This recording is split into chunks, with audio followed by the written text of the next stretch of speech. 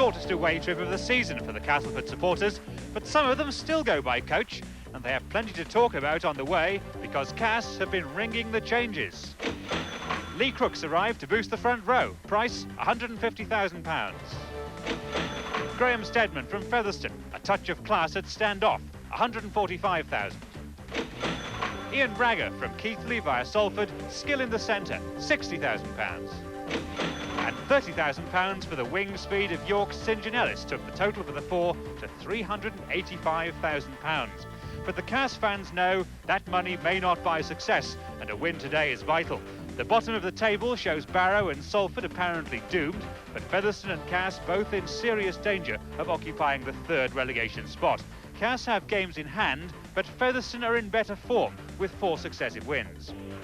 I think we should win today. I think we should win the rest of the season. I can't see us losing even to Wigan. I think we should beat them as well. Well, looking on paper, we've got quite an easy running because we play our Lee, Salford, Barrow twice. But with it being local derby and they've beat us twice already, so I think they'll be going out today to do it. Well, it's a 4-pointer today, and we've to win because people are saying we've Salford twice, Barrow twice, Lee twice, but they're starting to get results, and it's a bit worrying. How much do you think we'll win by today? 25. Well, arriving after a marathon 10-mile trip, these fans will no doubt get a friendly enough welcome at Post Office Road. But neighbourly love between the two clubs has not been helped by controversy surrounding Graham Steadman, Lee Crooks and Chris Bibb. When Castleford broke their record fee to buy Steadman from Featherstone last summer, they were accused of poaching. Then Lee Crooks preferred to join Cass, even though Featherstone had apparently offered £20,000 more. And there have been persistent rumours that Cass have approached Rovers' Chris Bibb, rumours denied by both clubs. We're hoping he's going to stop. We want him to stop, and I hope he's going to stop and show a bit of loyalty to the supporters that have supported him all season. What was it somebody said about getting Chris Bibb? That's right. Keep the hands off him. We'll be struggling without Chris. He's a really class player, and he's worth a test place for me every time. Featherstone wanted Lee Crooks and that didn't happen. No, I'm glad we didn't get him anyway. 8 matches banned, a lot of rubbish. You think Lee Crooks went to the wrong club? Definitely. What about Chris Bibb? He's stopping here, pal. He's definitely stopping here. Featherstone keep the team, which beat Warrington here 2013 a week ago, with 2 tries from Ivor Rapati, taking his season's total to 14. And as a first outing, a substitute for Aaron Palilai, who's moved from Nottingham City. Castleford welcome back St John Ellis on the right wing after suspension, and in the second row, Neil Batty, who's retired once, defies doctor's orders to replace the suspended Lee Crooks. And there's Graham Steadman back on his old ground for only his second comeback game in the first team after his cheek was broken in the autumn. Lee Crooks, of course, can only watch today. He's been suspended for 8 matches after being sent off a week ago. But Chris Bibb is playing. His contract at Post Office Road lasts till the end of the season. Featherstone very much hope he'll sign a new one too. Well, coming later we feature David Young and see his Leeds debut against Barrow, plus today's only all First Division Cup tie between Wakefield and Sheffield. But now let's join our match commentators here at Post Office Road, David Watkins and John Helm. The rivalry as intense as ever between Castleford and Featherstone, and when the Castleford names were read out, Graham Steadman's was roundly booed. You'd probably expect that, playing against his former side. And Featherstone straight away looked to get a try in the corner with Eva Rapati. Well, what a start that would have been. And they're still going, and the ball is down, and it's over, and it's it can't be a try, surely. I thought the referee was saying no immediately. It was Gary Rose. What a sensational first derby match that would have been for him. But I saw Robin Whitfield signal no try immediately. So despite Rose's leap, it wasn't to be. And now Castleford need the ball, and they've got it. Gary French. Well, what a start, David. Well, that was sensational to say the least. It's always been daunting to come to Featherstone. It's always difficult to play here. So parochial a crowd and biased. And Cass know that there's more than reputations at stake this afternoon. And I was saying about Graham Steadman, and obviously he really want to do well against the club that sold him to Castleford. Well, I would imagine it would be difficult. I've never been in that position myself, but it is difficult. You're coming back and playing against teammates you actually played with. They know a little bit about you, and I've no doubts at all the crowd will give him a lot of stick. Incredible start to this game here. I mean, I can't see what was wrong with that there, but the touch judge obviously said it was in touch, and he was at that side of the player. But what a start. Stedman, this time he elects to kick, and that's a super spinning kick. Oh, that is the most perfect kick he could possibly have negotiated. Well, what better could you ask for to start the game with that? A lovely jinking run and then a superb kick right across the floor. Gained something like 40 yards. Must have done his confidence good. Absolutely.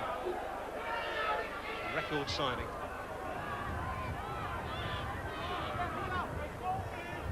Showing that there is some money in the game. When you think that Featherstone bid £170,000 for Lee Crooks. Staggered a lot of people. Here's Castleford with a real chance. French 5 yards out. Getting that ball from the scrum was crucial. And, well, they're still here because the ball was knocked back. Oh, it went into Newlove's hands. A little steadiness there, and the first points had to be on the board.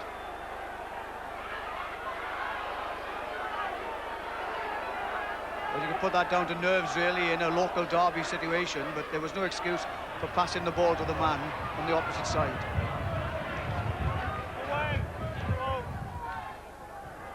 Burt once more. Smack it to Kevin Ward. Aided and abetted there by Neil Batty. Gratian, Fox. Shorter ball to Bibb. And on the last tackle, it'll be Fox to kick, but there's an offside anyway. Such is the attraction of this match that fans are still outside the ground, determined to get in, willing to pay their money. And there's no doubt, whatever else happens in the season, this is regarded as the match of the season at Post Office Road.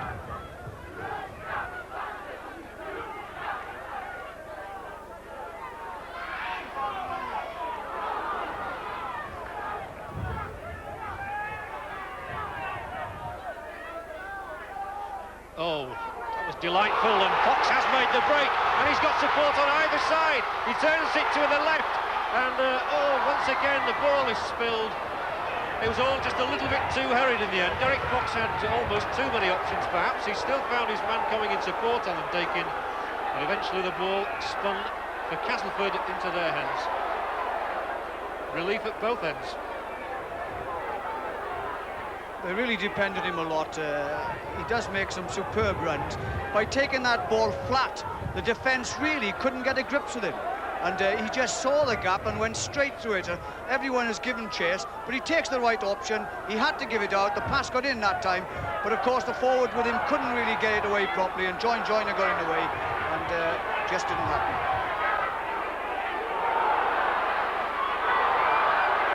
And that's a great ball back inside for Hardy.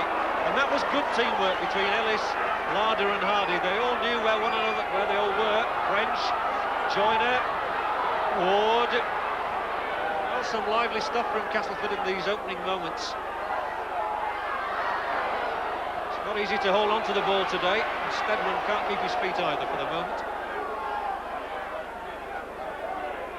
There have been a lot of promising raids, if no tries as yet. Joyner, it's going to go into Featherstone hands again. Both sides have had their chances. They have a few bad passes, spoiled it really, but it is back to the classic cast we all knew some time ago when they throw the ball around. What a time for Burton to drop the ball, and St John Ellis, 15 yards out, was only too thankful to pick it up. Dean Sampson, son of the former Castleford coach Dave Sampson.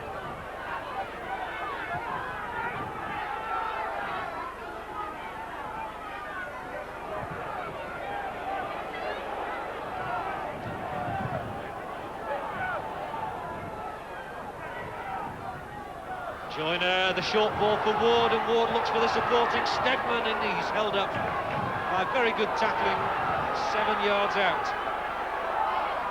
Well, Castleford have got tremendous options here, and Batty, they thought there was an obstruction, but he's hauled down again just before the last tackle. They'll have to be quick if they're going to get a try. Featherstone amassing the ranks, but he's buried his way over, I think. Looks to have tunnelled his way. Robin Whitfield again says no try, and he was right on the line. So Steve Larder this time is denied. Well, that's happened at both ends. Well, Castle determined to play good football, and they are, because the ball is being passed in very difficult conditions. They're moving about. The final pass has let them down time and time again. But Whitfield was there at that time, and it was quite obvious that it wasn't a try because nobody really argued about it. quick play the ball here and dives forward for the line. But there's no doubts at all about it. He was there as well, and that ball certainly wasn't across the line.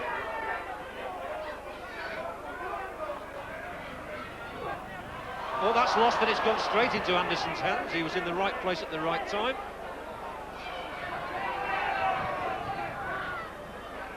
England will carry the move on, coming towards the Featherstone 25. And this time it's a penalty for Castleford, offside against Chris Burton. So Graham Steadman elects to kick a goal. I've just noticed in the game, actually, the passes are being dropped more often than not because players aren't running from depth. They are standing flat and still, and as a result, they're in a position where the man going forward gets the ball out, and because he's not on the move at all, they're just dropping the ball. And he's a 2-point scorer. The ball is out of the ground, but the flags are up, and 2 points for Steadman, 2 points for Castleford. Nick, down on the touchline. John, just an indication of the conditions. Alan Banks out here on the Featherstone right wing, quite near the touchline here, has been desperately trying to keep warm. He's not doing it now, but he's been shaking his hands about in a desperate attempt to keep warm, and that's a very difficult job for wingers who aren't getting much service on a day like this. The rain is blowing horizontally into their faces. I know the feeling.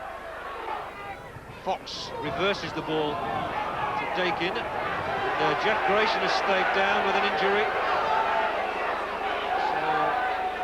In some discomfort. The kick through is a good one, and Clark following through just couldn't get there.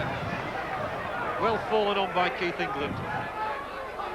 So Featherstone for the moment have a player out, but it doesn't matter if Castleford have knocked on. And now John Joyner says, "Please, can I go, sir?" The answer is yes. Neil Roebuck, former Bradford Northern player who's joined his hometown club.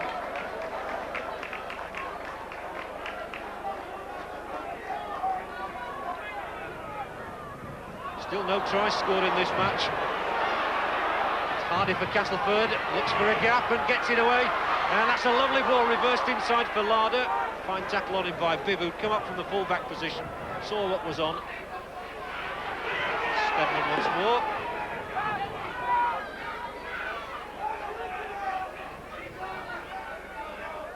Looped ball for French that time. Well, that'll be a knock-on and picked up by Fox, who's got a bit of time to think about things this time. Newlove tries to hold off Hardy. Roebuck helped him out.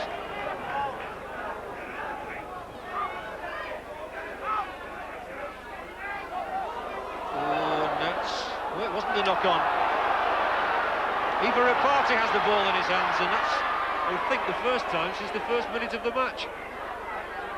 The New Zealander here who is one more match to play, that's all. So John Joyner is just seeking advice, I think, on that shoulder. And, not a nice moment, I'm sure, for him.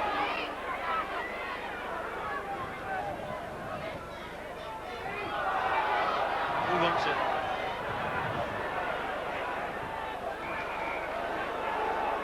It's the handover, so Castleford are here, 30 yards out. A spirited plunge forward. That was Kevin Beardmore. This is Neil Roebuck. Hardy, he's a strong fellow, he's Hardy, and he's got the ball away this time for Anderson, who's surely, he was short the first time, and then the ball was scored in any case. Well, they can't get any closer without scoring.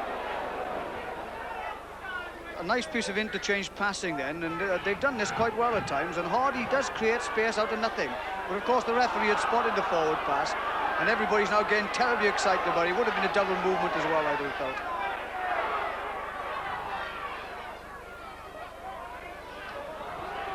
Yes, despite the conditions, they are still trying to throw that ball around, and the handling really hasn't been at all bad, because I do assure you it's bitterly cold, and now it's a penalty against Castleford.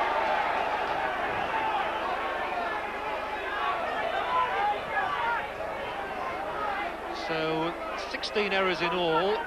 Castleford have made 2 more, but I don't think that's a really bad count on a day like this. Well, it's as bad a conditions as you could possibly have for the handling game. It's slippery underfoot. It's raining, and there's a strong wind blowing down the field, which makes it nearly impossible to run against it. And here comes the human hurricane, Chris Burton. it would lift Featherstone morale no end if they could get a try. Gary Rose is the next man up, former Keighley man, the hod carrier. He's enjoying this more than he is carrying his bricks. Duration. Again, Dakin flings it out, but they'll be able to keep the move going. And they do. Oh, great running down there. That's marvellous stuff. Smales involved in Rapati, and so was Terry Manning. They were all in there then. And they're being roared on by the crowd at the back of those sticks. Now then, can Fox weave his magic? Well, that's a penalty or a high tackle. What's going to happen? Referee Whitfield has already awarded the penalty, and he is flattened. They've stepped up their game here. Smales doing the runaround with Derek Fox, but look at that, straight over the top of him. But Robin Whitfield was there as well, and I think he thought it wasn't intentional. I know it's hurt the player because he's still on the floor, but the referee was there, and whilst he has awarded a penalty and he is talking to the players, he hasn't made any sort of move to send anyone from the field to play. No, he's just had a word with Dean Sampson. Sampson is staying on the field. But Featherstone do have a penalty. Oh, he's having another word with Dean Sampson now.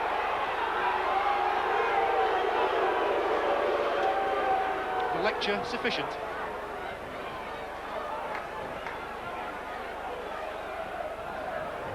And, Derek Fox will try to pop over his 51st goal of the season. Well, on any normal day, this would be a simple kick. Today, I'm not so sure. But Fox is sure enough. The ball is safely between the posts. Featherstone are level.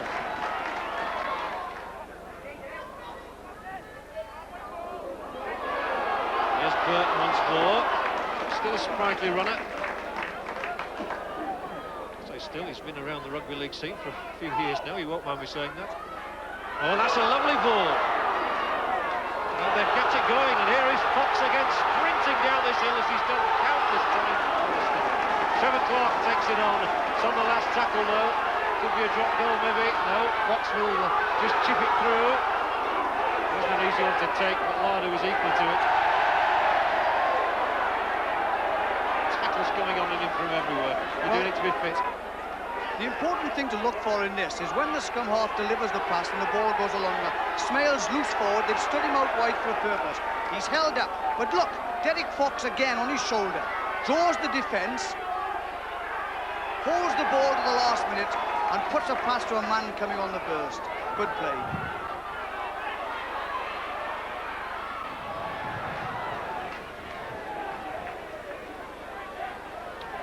Well, it'll be a rarity indeed if Castleford don't get a try today. A marvellous record over the last 2.5 seasons.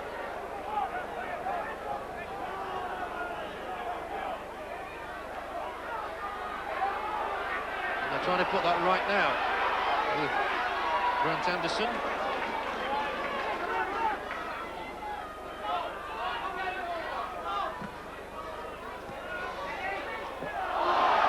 Crispin can't take them today. And that is a sorry sight. But there is the hooter. David, it's not been a bad half, despite the fact we haven't got a try. Well, I think Featherstone will be well pleased with themselves. Their game plan has been evident this afternoon. They've kept it tight, they've moved it out wide. And of course, Cass must wonder what's going to hit them this second half, because I'm sure they'll have the wind played against them better than they've played it themselves. Yes, I can tell you one thing is going to hit them, the wind and the rain, but there we are, 2 points each, a goal for Derek. Back to Post Office Road, a half-time score here was Featherstone Rovers 2, Castleford 2, but plenty to talk about, and Peter Fox always has something worth listening to. He's down there with Nick. Peter, are you happy with the situation as it stands? Yes, we've done well this first half, playing against a very strong wind, holding them to 2-2, stopping them scoring tries. That's all we could have hoped for, to be level. We didn't expect ever to be in front in this first half. Kicking game in the second half? Well, we shall use the ball up the field and keep them penned up here if we can. The tackling's still got to be as strong, and stop them breaking away, and we might have the opportunity of winning the game. Peter, thanks very much indeed. The news from the Castleford dressing room, by the way, they're very doubtful whether John Joyner will take any further part in the match. And just a line about Robin Whitfield's about to start the game. He came out of his dressing room without his whistle, went back for it. He's ready now. So away, here's John. It's about the only thing. It's not the only thing that has been blown away this afternoon. It's very much a forwards game, David, is this one? It is, but he is right, Peter Fox. He's got to say exactly how the game goes. It'll be stupid for them to hold the ball in their own 25, and I'm sure Derek Fox is alert enough to know that he's got to get his side down into the Castleford half. And a personal thank you to all the Featherstone players for changing their strips for the second half. We can see the numbers again.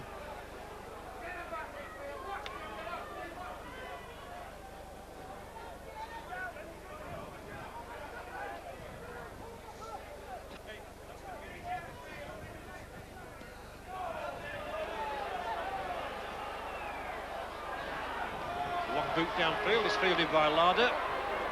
Runs straight into Smales and Rose. The scrums in the first half, a real slaughtering there. 7-1 to Cass. And they also took 2 against the head, one of them very close to the Featherstone line. The penalties conceded, Cass 6, Featherstone 3, and the errors equal.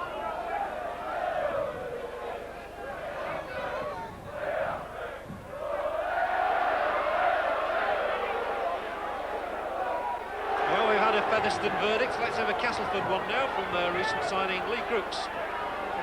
Lee, what were your thoughts watching the first half? Well, obviously, it's been a very close game. I think the conditions are having a big bearing on the game.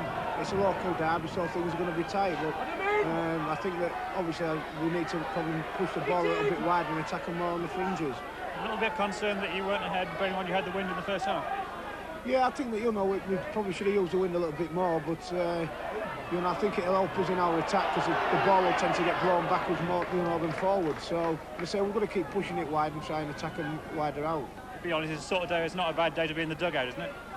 I suppose you could say that, but I'd rather be out there than here, I think. Thanks very much, Lee. I was just thinking he looked a little bit warmer. Gratian, Fox. This time Newlove, and Newlove sets off down the right touchline. And he really does take some stopping. He's got to make sure he stays in play, though. He's out now.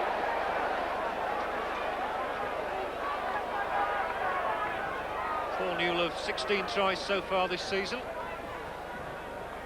including a hat-trick here against Lee.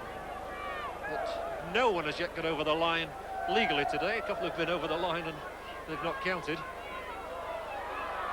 And again, Castleford doing really well in the scrums. And again, Stedman here. Oh, but the ball lost in the tackle just as he went down.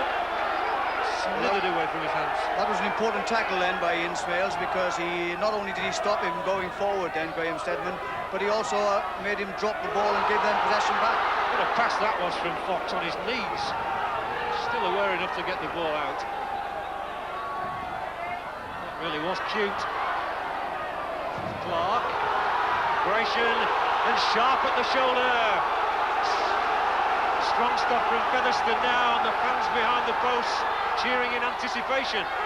Are we going to get a try at last? Oh, it's gone to ground, but it's fallen on, and 6 more tackles. It touched the Castleford foot. It's a great chance for Featherstone as Alan Dakin goes to within 15 yards, and a penalty is awarded for the tackle by Sampson. And Sampson himself got injured in the knock. Well, Sampson's going to have to be careful. He's been spoken to already. Yeah, but if you watch this in the tackle here, he does bring his elbow up here. Look at that, he caught him right under, and obviously he wanted to get him back, and he took a swing at him. There's no doubt at all about it, but the referee was there, and retaliation means a penalty. Derek Fox, 4-2.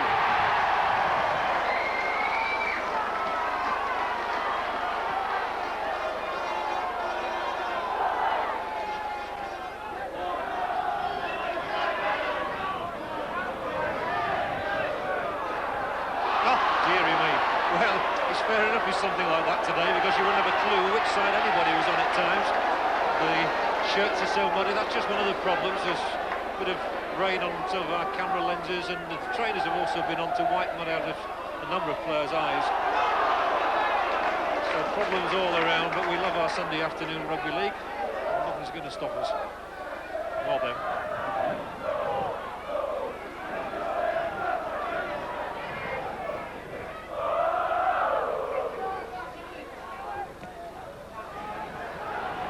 That's not an easy one to take on. It's well fielded.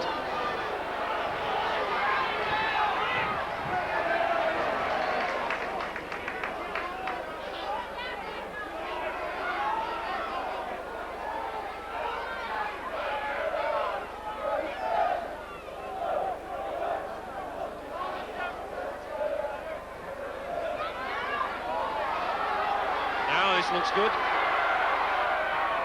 It's not really a day for 80-yard tries, though.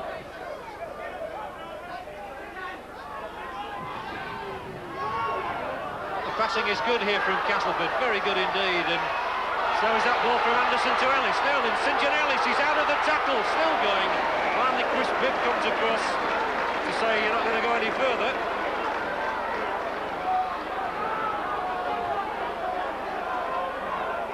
One of the problems that Peter Fox is talking about. They're under pressure now, they have to move the ball out, and that's exactly what they did. But it's first-class passing right along the line here, and St John Ellis now really knows he's got an opportunity. He shrugs off a would-be tackler, and it's only a brave defence by Chris Bibb that pushes him out.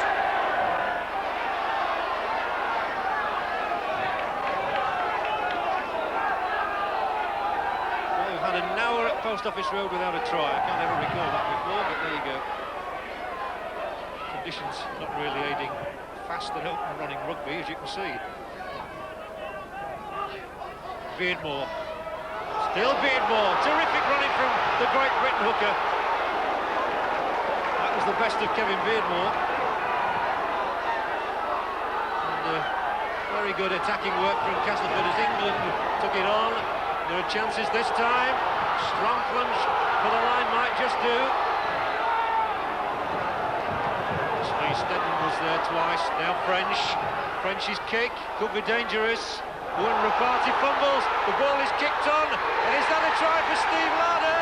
Steve Larder's done it! It's taken an hour in coming, but Larder's tenacity paid off when Rapati fumbled the ball. 20 tries for him this season, and I wonder if there's going to be a more important one. Featherstone have lived dangerously. They should have got the ball out of their 25 when they should have. They allowed the kick to go forward. What a blunder by the wing. Larder persistently scrambles his way across.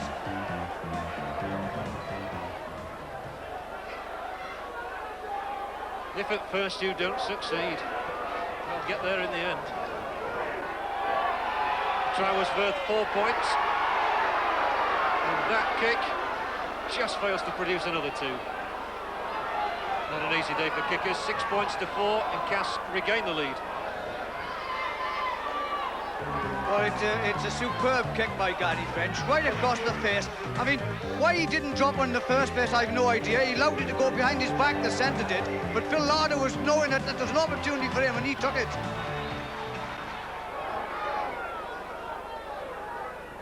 Gratian and Fox trying to dart into that gap.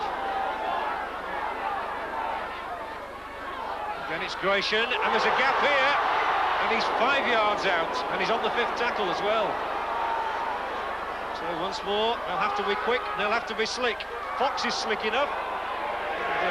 Moore's going to be tackled back behind his own line, so there'll be a drop out between the posts. Never stops thinking, does Derek Fox. Took the play with him to the right, got the players going with him, and crossed the kick back inside. And the player took the ball in his own defensive goal area and was tackled instantly, giving him the ball back yet again to try for even more pressure. This is an important kick. Needs as much distance as possible. Into the wind, that's not easy. Chris Bibb takes it on the burst, and Bibb goes for the line. And now the pass is out to Smales, who gets it back for Bibb. Again, they're only 6 or 7 yards out. Smales and Bibb at the heart of things once more. Heaven knows Featherstone are trying hard enough. Roared on by their fans behind those posts. Cross the line. Now it's Castleford's turn to tackle everything in sight. Here comes Pelele. Quarter of an hour to go, and what a quarter of an hour it promises to be. The score only 6-4. Desperate defensive work. Last tackle once more. Smales is calling for it over on this side of the field. He really does fancy his chances today. They're trying to get Gratian over, are they? No, it's Castleford's ball again.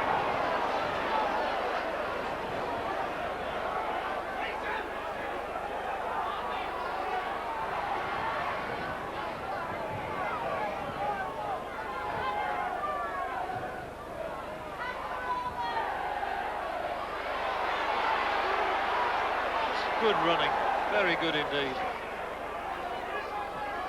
In these really gruelling conditions, that was Neil Batty.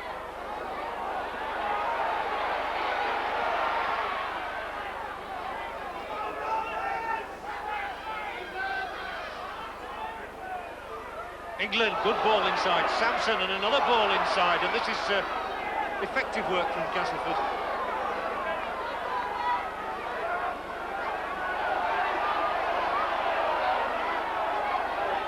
Beardmore just about able to pick himself up.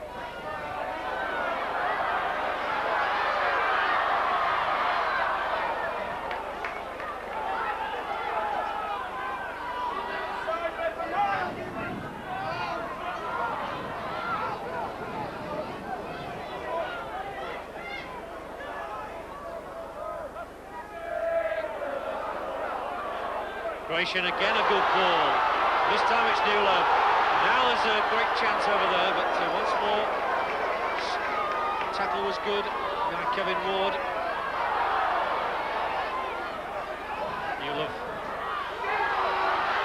We've simply got to use up the tackles. Here's a chance now, and Ripati can make up for his mistake. Ripati heads for the corner.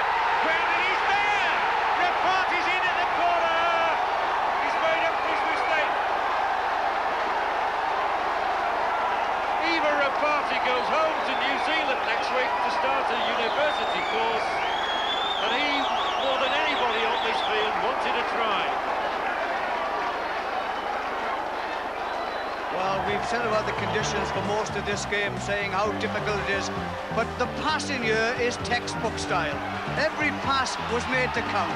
Ripati, who made that fatal mistake at the bottom end, has his opportunity, and doesn't he take it well?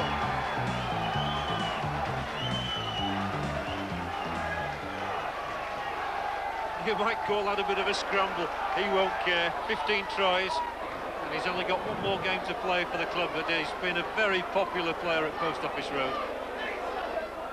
Well, the crowd were roaring the try. Are they going to roar the goal? No.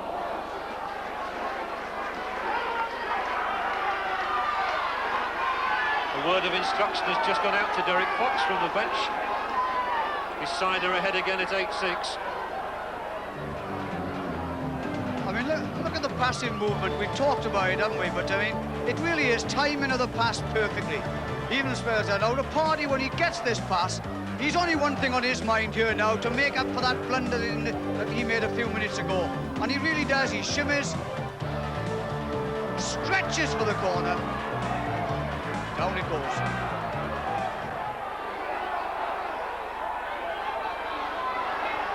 Five minutes to go here.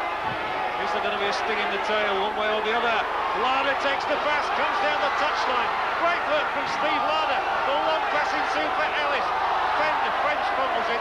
Featherstone can pick it up. Well, that was Terry Manning who picked it up, and everything happened in that.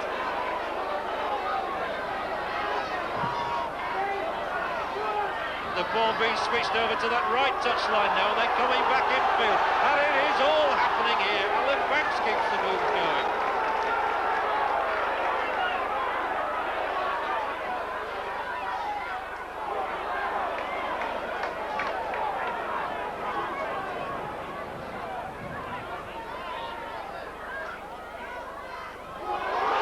Oh, and this looks marvellous for Featherstone. Terrific break again by Sharp. Pelele can mark his debut with a try. Pelele, if he can ground it, he's done it!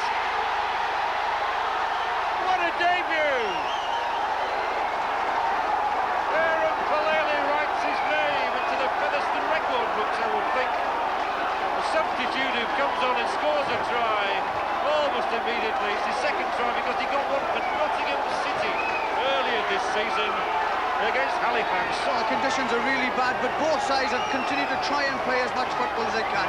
This is a sterling break. The defence was up too flat on that situation, pushed them off, times his pass just right. Ball goes to ground, booted forward here. Brady picks it up and steamrollers his way toward the line. No one's going to stop him. What about that? Well, this was far more important, with all due respect to Nottingham, than the try he scored for them. Falele takes Featherstone much clearer. Fox can't take them clearer still. Nonetheless, it's looking good now at 12 points to 6. Let's go down to Nick. Peter Smith, you must be living every moment of this, aren't you? Oh, it's also nice to beat Castleford. I think they've got it in bag now with 3 minutes to go. That makes it 3 wins and a draw for us over Castle, which is great this season. Just tell us how the lads will try and play this last 3 minutes now. Well, they've got to play it tight now, keep hold of the ball and then kick it downfield as far as possible, play it in Castleford's 25. You're going to enjoy watching it or not? Certainly am. I'm going to enjoy it in 3 minutes' time. Peter, thanks very much. John? Well, I hope he's not too premature from his point of view, because the ball went straight back into Castleford's hands, and a try and a goal would, of course, bring the scores level. It's definitely not all over yet.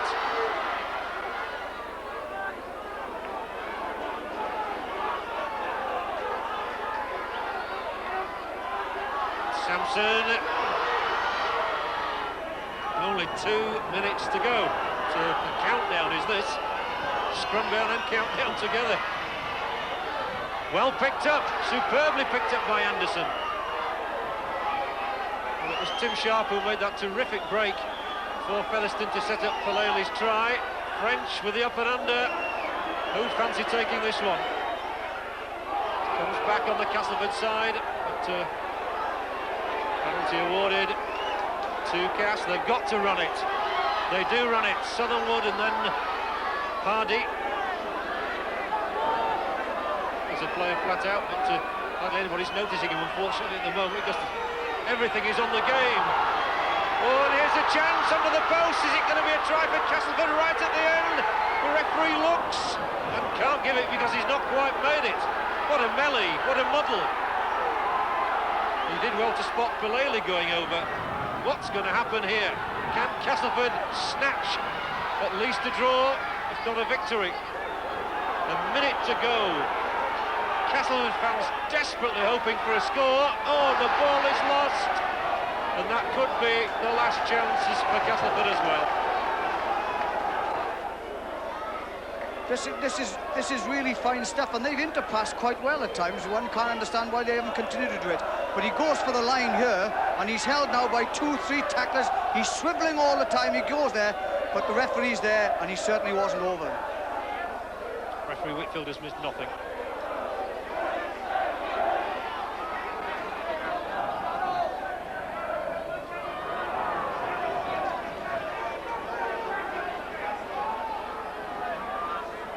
Well, we're into injury time here, and Castleford have lost 6 in a row, and it could be 7 in a row.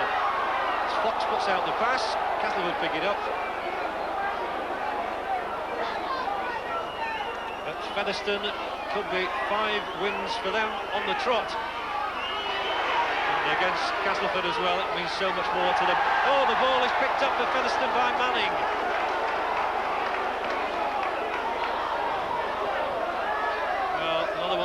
Obviously seal it, but it's 12 points to 6. We're in injury time, and it's looking like 2 points for Featherstone in their bid to stay in Division 1. And a victory would increase Castleford's worries.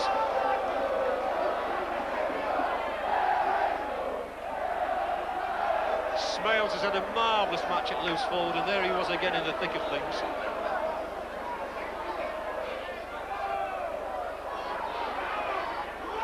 Could yet be another score. No, there won't. It's all over.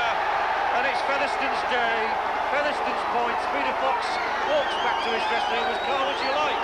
Not many people here are calm. Castleford go down by 6 points to 12. And Featherstone have had to work every second of the 80 minutes for this success. Muddy marvels, they'll say.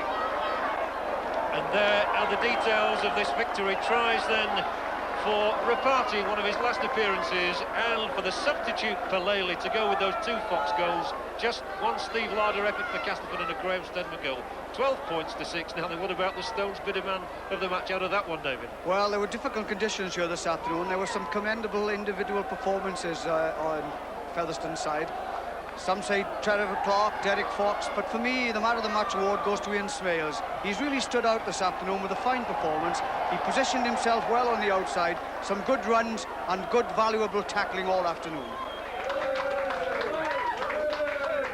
Well, record crowd of the season. You knew you had to win. Yeah, performance. We've just gone out and done as best. All 15 of the lads have given 100% to be, so we've come out on top in end, so I'm glad we've done it. Well, that's 5 on the trot now, so hopefully it's first division only. Yes, I hope so. We still need some more wins. We've got Bradford next week, so we hope to do the same again. Just go out and give us best every match now. Well, well done, Ian, and best the rest of the season. Thank you. You obviously had it on your mind to get over the line once you got that ball. Oh, not really. I felt it was better to pass it out to the wing, but I couldn't get it out to him, so I thought I'd better go on my own. And luck just happened to be on my side, so I crashed over for the try. Does it mean more in this dressing room when you've beaten Castleford? I must admit it does to the Featherstone lads. I mean, the lot of us are not really what we call Featherstone lads, but the born and bred lads, they've just got that bit of feeling, and I think it's the same in the Castleford dressing room.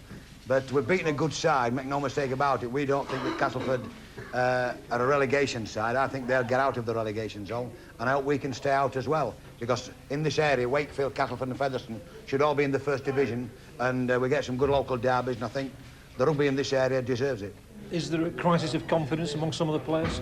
I don't think there's a crisis at all, John. You know, it's obviously the players aren't playing to their potential, and obviously there is a lack of confidence in some of the players. But there's no crisis. You know, we just got to just knuckle down now, and the next couple of weeks are going to be very, very vital for us. It is just down to you, isn't it? Your own performance. Well, you know, the thing is, you know, we're the only ones who can get us out. We've dug the hole there. We're the only ones who can get it out, the players and myself. So, you know, I'm not looking for any scapegoats. We're just going to sit down and work harder, and obviously come up with a win.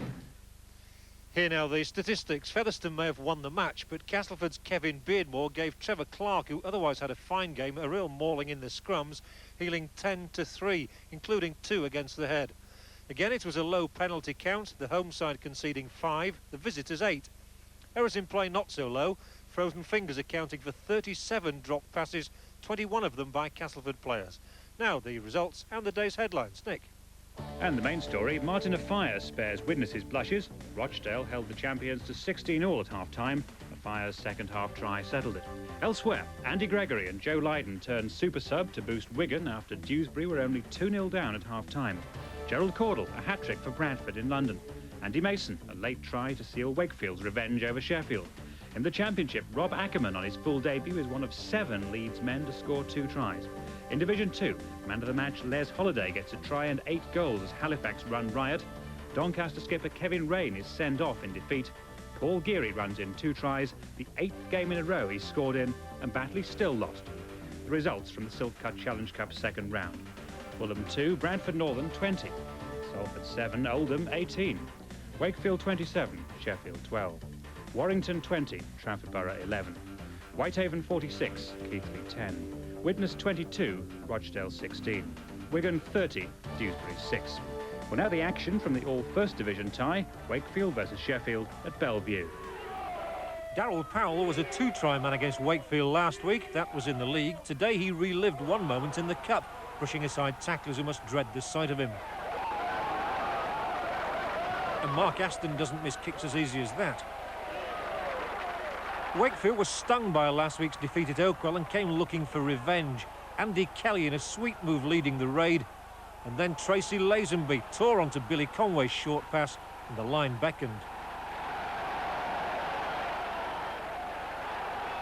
Mark Conway's kick wasn't as easy as Aston's, but the result was the same. Trinity's confidence too was soaring by now, the ball fairly whizzing through the hands. And again it's Mark Conway throwing out the vital pass for Andy Wilson, believe me, to score. The crowd going potty by now, and minutes later it was Billy Conway who worked the opening, Phil Eden kicking and rushing to the best possible effect. And one Conway makes a bridge for the other to add on 2 more points. Wakefield's place in the last 8 virtually assured in the second half when John Thompson swooped for one of his rare tries. It had been Billy Conway's pass that started it. Mark Conway's goal finished it.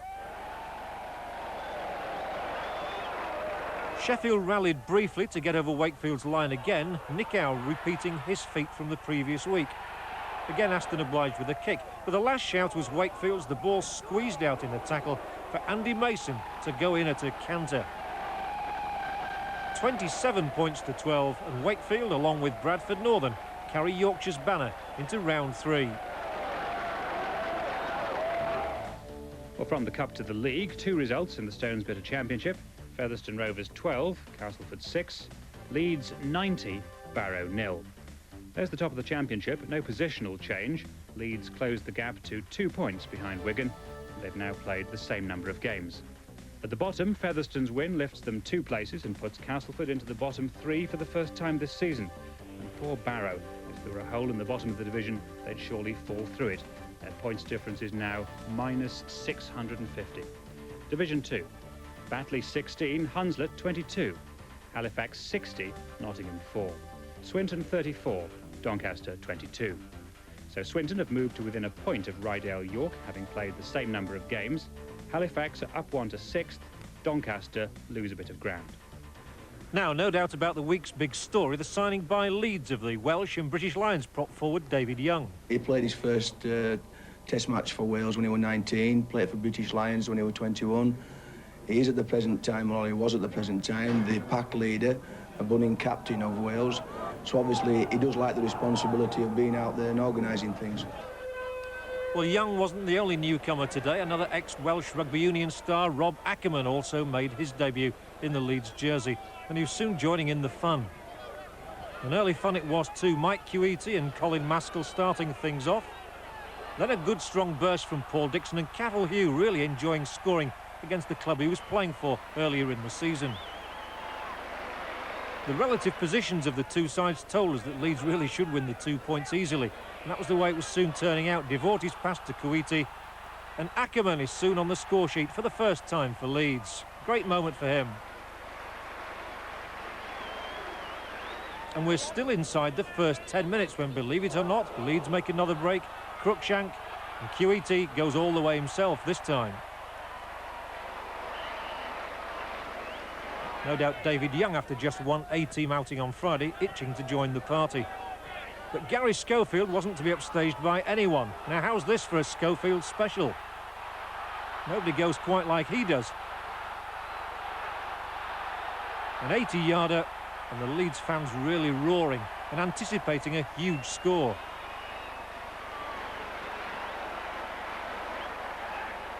The anticipation increased when Schofield again miraculously squeezed out the pass. But John Bentley really shouldn't have been allowed to score. This is the reason why Barrow have a points deficit of over 600 already this season. Straight from the kick-off, would you believe it? Yes.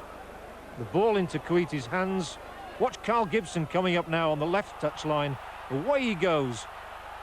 Just one man to beat, and he streaks on the outside. And Carl Gibson, a really spectacular try. Well, the fans having a feast today. David Young still can't get in amongst it all. And we're still in the first half as Maskell and Cruikshank in at the heart of the move. Leeds keep the ball alive with Gary Devorty. Ackerman involved once more, and watch for his pass now, and it's Cruikshank who started it, who also finished it. All this in the first 40 minutes, and Leeds already past the 40-point mark. Into the second half now, and the big moment arrives. David Young to make his debut. Paul Dixon not too happy perhaps to be taken off at a stage like this, but Young certainly happy to get on. The fans pleased to see him, and he was soon to make an impact. Young right into the thick of things, and welcome to rugby league. Storming run though, he's got quite a handoff as the chap too. And a ticking off for prop forward Mossop.